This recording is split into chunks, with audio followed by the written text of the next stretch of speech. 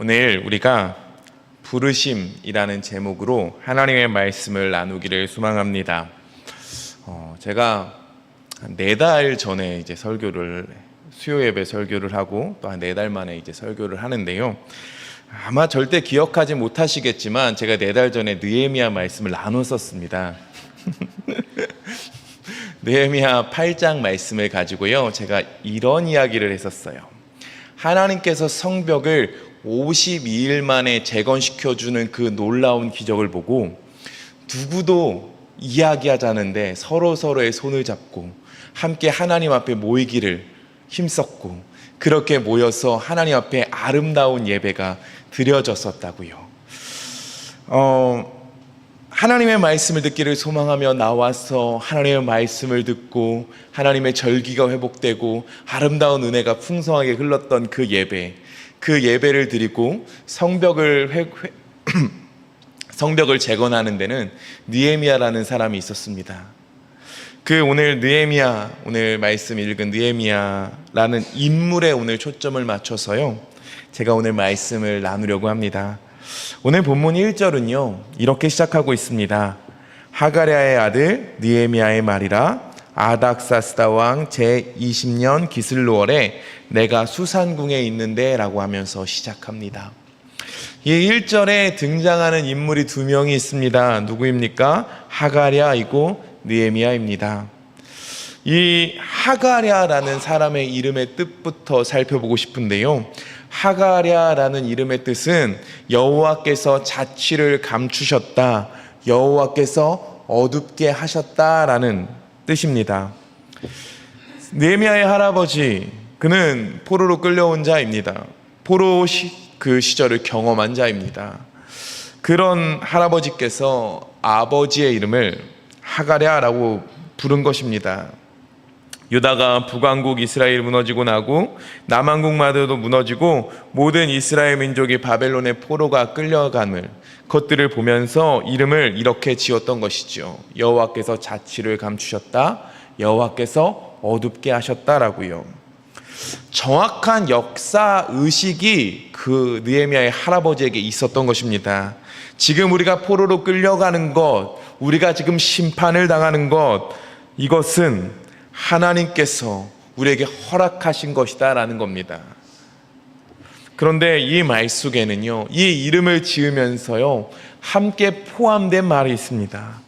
하나님께서 심판하셨지만, 하나님께서 자취를 감추신 것 같지만, 하나님, 저희는 다시 오실 그 하나님을 기다립니다 라는 말의 뜻이 같이 담겨져 있습니다.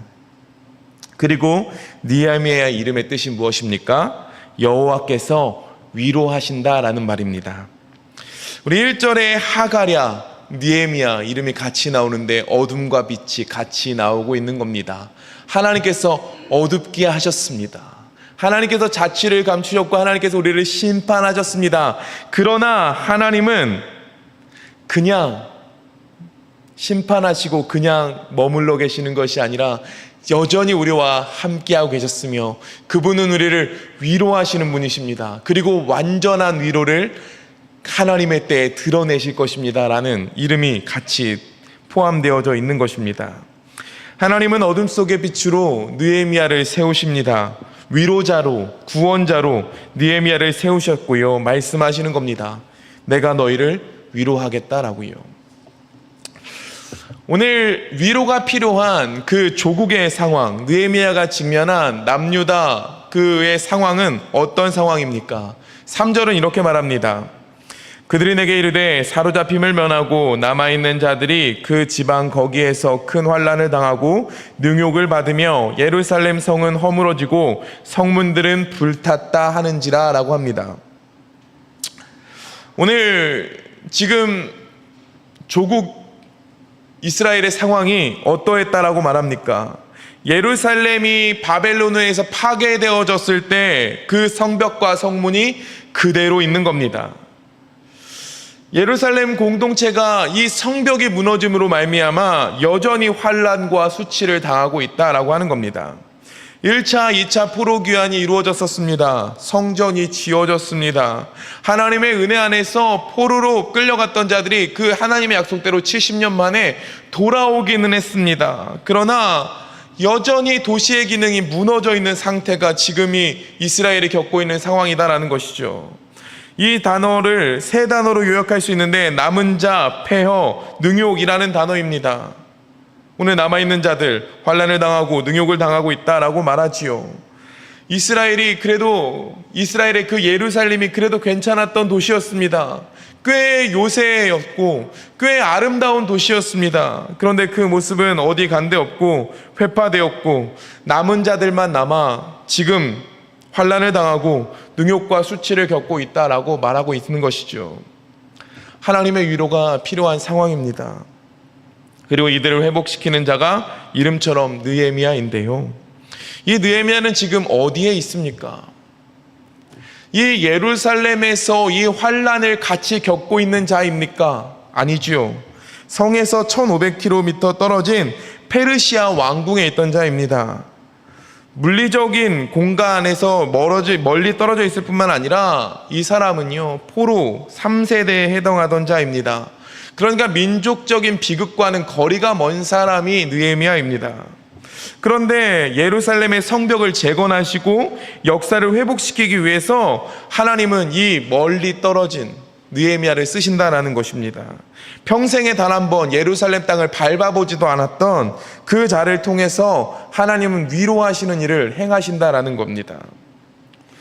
앞에서도 말했듯이 느헤미야는 이민 3세입니다. 이민 3세. 제가 해외를 다녀보고 해외를 지금 또 살고 있다 보니 이민 2세만 돼도 그렇게 정체성이 없습니다. 태어난 곳이 더 자신의 나라인 것처럼 살아가지요. 느헤미야는 2세도 아니고 3세입니다. 그리고 그냥 3세가 아니라 잘 나가는 이민 3세입니다. 1절에 보면 아닥사스다 왕 때 수산궁에 있었다라고 하는데 가장 아름다운 왕궁이 수산궁입니다. 할아버지 때에 바벨론에 끌려가 포로가 되었던 이민 3세였죠.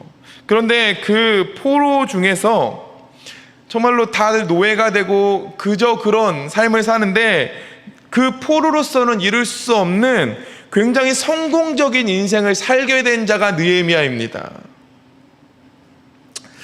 그런 그가 오늘 어디에 관심을 보이냐라는 거예요. 유다와 예루살렘 사람들의 형편에 관심을 가진다라는 겁니다. 인간적인 생각으로 이것이 잘 이해되어지는 부분이 아닙니다. 그냥 성경에 써 있으니까 그런가 보다라고 넘어가기에는 조금 이것이 우리의 인간적으로 대입했을 때는 의아한 일이죠. 우리는 어디에 관심을 가지며 살아갑니까? 이 느헤미야 꽤 성공한 자리에 올라왔습니다. 그렇다면 더 높이 올라가는 것, 더 성공하는 것에 관심을 가져야 하는 것이 당연한 모습 아니겠습니까? 한 번도 예루살렘에 살아본 적도 없습니다. 그런데 그는 예루살렘 땅을 그의 마음에 품는다라는 것입니다. 느헤미야의 처지와 상황이라면 어떻게 하시겠습니까? 내 삶의 조건과 형편, 내가 처한 사회적 위치가 꽤 괜찮은데, 꽤 성공했는데 생전에 밟아본 적도 없는 땅, 부모 세대를 통해서 듣고 그냥 이해하던 그 땅을 위해서 슬퍼하며 그것을 마음에 품을 수 있겠냐라는 겁니다. 예루살렘의 이 상황은요, 하루 이틀 지속된 일은 아닙니다. 성벽 재건이라는 그 과업을요, 자신의 일로 끌어안는다, 자신의 일처럼 생각하고 그것을 위해서 가슴 아파하고 기도한다. 그리고 우리가 알다시피 그 자신의 어떠한 직업을 버리고 자신의 어떤 명예를 버리고 예루살렘으로 가서 성벽을 재건하는 일에 자신이 직접 뛰어든다. 이것은 쉬운 일이 아니다라는 겁니다. 제가 여기서 한 가지를 생각해 봤으면 좋겠습니다.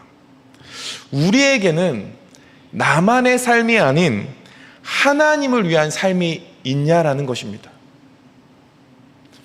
나의 삶, 나의 행복, 나의 명예, 내가 잘 됐고 내가 기뻐하는 그것 말고 하나님이 기뻐하시며 하나님이 원하시는 그 삶이 나에게 있냐라는 것입니다. 지금의 교회의 현실을 한번 바라봐 보십시오. 교회는 점점점 힘을 잃어갑니다. 우리 조국 교회가 이 부흥이 멈췄다라고 할 수는 없습니다. 그런 말을 쓰고 싶지도 않고요. 근데 힘을 잃어가는 모습이 분명하지요. 영적인 가치는 이미 추락했고 점점점 세속화되어지고 있는 현실 아닙니까? 세상은 악해져 가는데 교회는 힘을 잃고 있습니다. 우리가 지금 태국 땅에 발을 붙이고 살고 있는데 태국 땅의 어떠한 영적인 부분들을 여러분 바라보십시오. 태국은 여전히 1%입니다. 복음화율이 1%밖에 되어지지 않고 하나님을 알지 못하는 사람들이 대부분입니다. 우리가 지나가면서 만나는 사람들, 우리가 마트나 어디서나 만나는 그런 사람들이 다 하나님 믿지 않고 있는 사람들이다라는 것이죠. 그 모습들이 회파된 성벽입니다. 그들을 바라보면서 이 현실을 목격하면서 우리에게는 어떤 마음이 있냐라는 것입니다. 이 시대를 향한 교회의 사명, 교회를 향한 우리 개인의 사명이 우리에게는 어떻게 다가오고 있냐라는 것이죠. 하나님 아버지의 마음이라는 찬양이 있습니다. 아버지 당신의 마음이 있는 곳에 나의 마음이 있기를 원해요. 이 뒤에 가사들이 이런 가사예요. 아버지 당신의 눈물이 고인 곳에 나의 눈물이 고이길 원해요. 아버지 당신이 바라보는 영혼에게 나의 두 눈이 향하길 원해요. 아버지 당신이 울고 있는 어두운 땅에 나의 두 발이 향하길 원해요. 하나님이 바라보고 계시는 곳을 같이 바라보신 적 언제이십니까? 하나님이 품고 계시는 마음을 같이 헤아려 보기를 생각해 본 적이 언제입니까? 어느새 우리는 너무나도 무뎌지고 너무나도 당연한 나의 그냥 삶만을 바라보면서 쫓아가는 나의 삶은 아니었습니까? 우리는 왜 이렇게 그냥 이 삶이 당연해졌습니까? 왜 이렇게 우리는 굳어졌습니까? 우리 한번 생각해 봤으면 좋겠습니다. 제가 당연해졌다라고 했는데요. 이 예루살렘 성벽이 무너진 것이요, 하루 이틀의 문제가 아니었습니다. 이미 바벨론의 포로가 되어진 채로 무너졌고 그 뒤에 포로 귀환이 된 뒤도 여전히 지금 100년이 넘게 무너져 있는 채로 있었습니다. 그냥 당연한 삶인 겁니다. 그러니까 다들 어느 순간 무감각해지는 것이죠. 우리 삶 속에서도요, 그냥 반복되어지는 현실인 겁니다. 삶의 어떤 이런 부분들이요. 그러니까 굳이 내가 해야 되는가? 이스라엘 사람들도 굳이 내가 나서야 하는가? 였습니다. 그리고 잘못된 의식은 누군가입니다. 누군가 하겠지. 그 성벽이 재건되는 거 누군가 하겠지. 이 땅의 나라의 어떠한 부흥과 영적인 회복 누군가 하겠지. 느헤미야니까 하는 거지. 목사님이니까 이렇게 말씀하시는 것 아닙니까? 신앙적 부르심과 사명이 어느 순간 우리에게 누군가의 것이 되었습니다. 그리고 나의 어떠한 영적인 무감각이 당연해졌습니다. 제가 이렇게 말씀드려서 기분이 나쁘셨으면 좋겠습니다. 저는 아닙니다라고요. 제가 지금 이렇게 당연하고 누군가의 것이 되었습니다라고 할 때 저는 아닙니다, 저는 그렇게 살고 있지 않습니다라고 말할 수 있는 분이었으면 좋겠습니다. 저도 여기서 이렇게 설교를 준비하면서 자유롭지 못했습니다. 정말로 내가 하나님의 마음을 품고 있는가? 내가 정말로 영적으로 그 어떠한 뜨거움을 가지고 그 하나님을 온전히 믿지 못하고 살지 못하고 하는 자들을 위해서 내가 눈물을 흘리고 있는가? 내가 애통하며 슬퍼하고 있는가? 저도 질문했습니다. 내 삶에요, 우리 교회가 지금 조국 교회가 조금 약해진들 내 삶에 피해가 갑니까?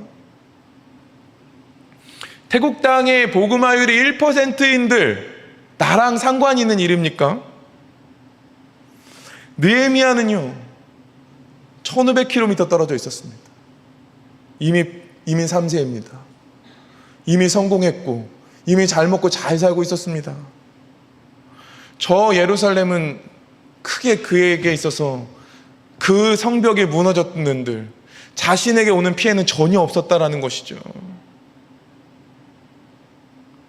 그런데 느헤미야는 이것이 당연하지 않았다라는 겁니다. 140년 전에 무너졌던 그 성벽이 아직도 재건되지 않고 그 이스라엘의 백성들이 환난과 능욕을 당하고 있다는 그 사실이, 가슴 아파하고 있다는 그 사실이 남의 일로 느껴지지 않았다라는 겁니다. 그 하나님의 나라가 무너져 있는 것이요 당연하지 않았다라는 거예요. 자신과 전혀 상관없는 이 성벽의 재건을 누군가의 일, 누군가의 책임으로 떠넘길 수 있었지요. 아니 그냥 생각하지 않으면 됐습니다. 근데 느헤미야는 이것을 가슴 아파했고 금식하며 애통했다라고 말합니다. 이것이 이 조국의 일이 나의 일로, 하나님의 일로 연결되어졌고 그냥 지나갈 수 있는 일을 기도의 자리로 그를 이끌게 했다라는 것입니다. 우리가 한번 열린 눈으로 우리 주변을 한번 바라봤으면 좋겠습니다. 우리가 지금 기도해야 될 게 너무 많고 무릎 꿇어야 될 것이 너무 많고 하나님 앞에 나와야 될 것이 너무 많은데 우리는 어느새 그 시선을 잃어버렸습니다. 나의 문제, 내 생활, 우리 여기에만 우리의 시선을 두고 있지는 않습니까? 느헤미야가 어떻게 이렇게 할 수 있었을까? 저는 5절에서 그의 기도를 통해서 한번 이 말씀을 좀 생각해 봤으면 좋겠습니다. 5절은 이렇게 말합니다. 이르되 하늘의 하나님 여호와 크고 두려우신 하나님이여 주를 사랑하고 주의 계명을 지키는 자에게 언약을 지키시며 긍휼을 베푸시는 주여 간구하나이다. 여기에 세 가지가 나옵니다. 첫 번째는 하늘의 하나님 여호와 크고 두려우신 하나님이여라는 하나님을 향한 고백, 그리고 두 번째로 주를 사랑하고 주의 계명을 지키는 자에게 언약을 지키시는 하나님이라는 고백, 그리고 긍휼을 베푸시는 주라는 고백입니다. 이 세 가지를 한번 생각해 봤으면 좋겠습니다. 그의 기도의 중심이 있습니다.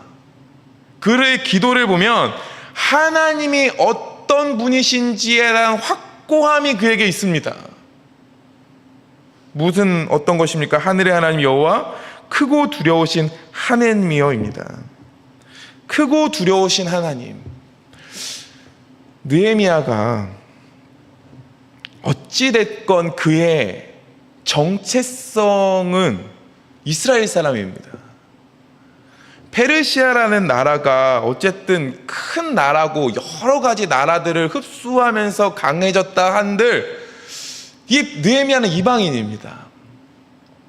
그 이방인이 그 수산궁, 그 술 맡은 관원자, 고위공직자인데 그 자리까지 올라가는데 어려움이 없었겠습니까? 힘듦이 없었겠습니까? 수많은 어떠한 기도의 제목들이 없었겠습니까? 많은 문제들이 있었을 것입니다. 우리가 다니엘서를 봐도 알듯이 그 다니엘이 높아지는 것을 시기하고 질투하는 사람들이 얼마나 많이 있습니까? 그래서 그 다니엘을 죽이기 위해서 법까지 제정하는 것들을 봅니다. 느헤미야도 똑같습니다. 느헤미야가 올라갈 때까지 얼마나 많이 시기하고 질투를 받으며 그 자리 가운데 올라갔겠습니까? 그때마다 그의 하나님을 찾았다는 것이지요. 그러면서 하나님 고백이 크고 두려우신 하나님이라는 건데, 크다라는 것은 비교의 대상이 있다라는 것이죠. 무엇입니까? 어떤 것과 비교하는 겁니까? 문제보다 크신 하나님인 거죠. 자신이 어떠한 삶 속에서 가지고 있었던 그 문제들을 가지고 하나님께 나아갔을 때 그 언제나 그 문제보다 크셨던 그 하나님이 그의 삶 속에서 누려졌다라는 것이죠. 우리는 하나님을 향한 시선을 놓치니까 문제보다도 하나님이 작아 보일 때도 많아요. 하나님에 대한 마음을 잘 못 품으니까 우리에게 있어서 하나님이 작게 여겨집니다. 근데 이 느헤미야는 문제보다 크신 하나님을 발견하는 자였고 이것을 누리던 자입니다. 그러니까 이 하나님의 마음도 같이 보여지는 겁니다. 이스라엘이 황폐해진 이 상황보다 훨씬 크신 하나님을 바라봤기에 이스라엘도 회복시키실 수 있다라는 그 확신이 느헤미야에게 있었다라는 것이죠. 또 그리고 두 번째로 그가 고백하는 것은 주를 사랑하고 주의 계명을 지키는 자에게 언약을 지키시는 분. 하나님은 말씀하시면 지키시는 분, 하나님은 신실하신 분이라는 고백이지요. 언약을 지킨다라는 것이 신실하시다라는 겁니다. 우리가 하나님의 말씀을 믿는 이유가 무엇입니까? 이 모든 말씀이 하나님의 언약 자체이며 하나님은 이 모든 말씀을 지키시는 분임을 우리가 믿기 때문에 지금도 하나님의 말씀을 읽고 배우는 것 아닙니까? 우리가 하나님의 말씀 믿을 수 있는 이유는 그때도 신실하시고 지금도 신실하시며 그 약속을 지금도 지키시기 때문입니다. 그 사랑에 변함이 없으시기 때문입니다. 이 느헤미야는 이 어두움 가운데에서 또 신실하신 그 하나님, 아버지의 이름이 하나님은 우리를 어둡게 하셨다 하지만 그 어둡게 하시는 과정 속에서 자신의 이름을 위로하시는 하나님이시듯이 여전히 위로하시며 우리에게 그 사랑을 베풀고 계시는 분임을 믿었다라는 것이죠.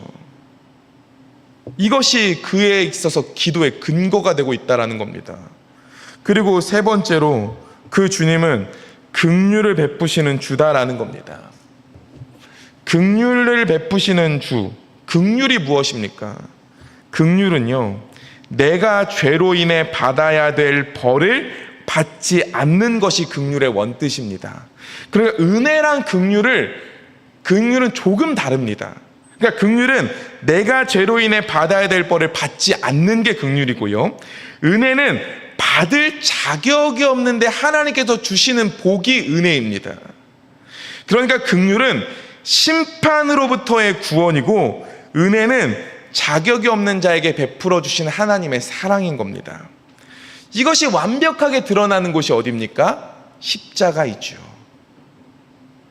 심판으로부터 완전히 벌을 받지 않는 긍휼의 은혜가 있고 자격이 없는 자에게 구원을 베풀어 주시는 은혜가 있는 곳이 십자가입니다. 그렇게 긍휼과 은혜의 극치는 십자가입니다. 이 느헤미야는 이 십자가의 은혜까지는 나아가지 못한 사람입니다. 그러나 심판을 면하여 주시는 하나님에 대한 확고함이 있습니다. 그리고 그 심판을 면하신 하나님, 그리고 신실하신 하나님, 문제보다 크신 하나님, 그러니까 나의 삶을 이끌어 가시는 그 하나님의 그 놀라우신 사랑이 느헤미야에게 있었다라는 것이죠. 그렇기에 느헤미야는 하나님의 마음을 알았고 이 조국의 문제를 하나님의 아픔으로 끌어안고 나아갈 수 있었다라는 것입니다. 우리에게는 이 느헤미야가 누렸던 긍휼의 하나님보다 더 크신 십자가의 은혜가 있습니다. 구원의 은혜, 자격 없는 자에게 베풀어 주시는 그 충만한 은혜, 심판을 면하시는 그 긍휼하심이 우리에게 있습니다. 그러니까 느헤미야보다 더 큰 사랑이 우리에게 주어져 있고 그것을 누리는 자들이 우리다라는 것이죠. 그렇다면 우리는 지금 뭐 하고 있냐라는 거예요. 느헤미야는 그가 경험한 하나님으로 말미암아 하나님의 마음을 알았고 하나님의 시선을 같이 품으며 그 땅을 바라보고 같이 울었고, 그 땅을 바라보며 같이 기도했고 금식하며 가슴 아파했습니다. 그리고 자신의 어떤 삶을 내어 던지고 예루살렘까지 가서 성벽을 재건하는 일에 앞장섰다라는 것이죠. 저는 여러분들에게 삶을 내던지라라는 말까지는 하고 싶지 않습니다. 하나님께서 우리에게 허락하신 삶을 우리가 지금 살고 있기 때문에 그렇습니다. 그렇다면 우리에게 주어진 이 자리에서 우리가 어떻게 살아가야 되냐라는 거죠. 지금 하나님께서 우리를 부르셨고 우리를 이 자리에 세워주셨는데, 우리를 지금 이 땅 가운데 남겨두셨는데 우리는 어떻게 살아가야 되겠냐라는 겁니다. 지금 우리에게 있어서 그냥 이 무감각이 당연해졌고 이런 것들이 그냥 누군가 하겠지라는 것으로 던져져 있다면 다시 가져오십시오. 그 마음을 내 마음에 품으십시오. 내 기도의 제목으로 만드십시오. 그리고 하나님의 일을 감당하기를 한번 기도해 봤으면 좋겠습니다. 나의 삶, 나의 관심 여기에만 몰두하는 것이 아니라 하나님의 마음을 갖고 하나님이 원하시는 삶에도 우리의 마음을 드리고 그 삶을 향해서 나아갈 수 있는 우리가 되었으면 좋겠습니다. 주위를 한번 둘러보십시오. 우리가 해야 될 일들이 있습니다. 교회 안에서도 해야 될 일이 있을 것이고요, 교회 밖에서도 해야 될 일이 있을 것입니다. 무감각해져서 식어진 마음으로 움직이지 못하고 그냥 하루하루 살아가는 것에 그냥 만족하지 마시고 다시 한번 일어나셔서 기도하시고 하나님 찾으시고 하나님의 일들을 감당하며 하나님의 기쁨이 되어지는 그런 우리 태국 한인교회 우리 성도님들 되셨으면 좋겠습니다.